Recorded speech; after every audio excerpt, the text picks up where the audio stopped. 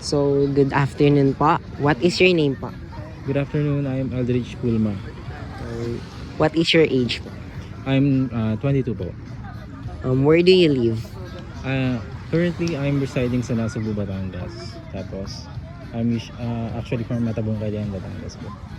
Are you part of the LGBTQIA plus community? Yes po. Are you experiencing bullying from your peers? Right now, hindi. Pero before, may mga experiences naman. Where do you usually experience it? Personal or online? Personal, sa school. Can you describe your experiences of bullying from your peers? What forms did it take? Nung elementary kasi ako, usually wala akong friends.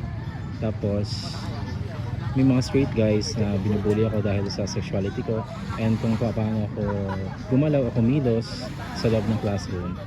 Ayun. In what settings or situation did these experiences usually occur?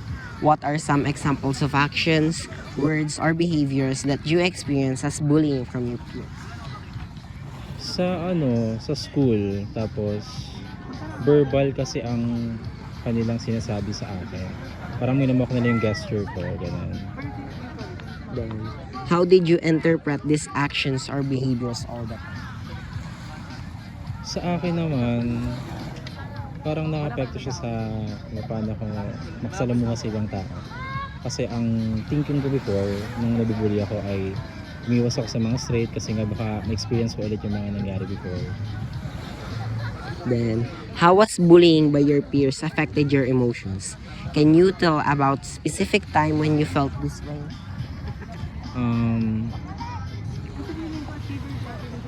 Siyempre malungkot ako kasi hindi nila maintindihan kung ano yung nangyayari sa mga part ng LGBTQ, sa mga member. And ayun, hindi nila siguro maintindihan kung bakit ganito bakit ganito tayo. So, how did these experiences affect your relationships or sense of belonging?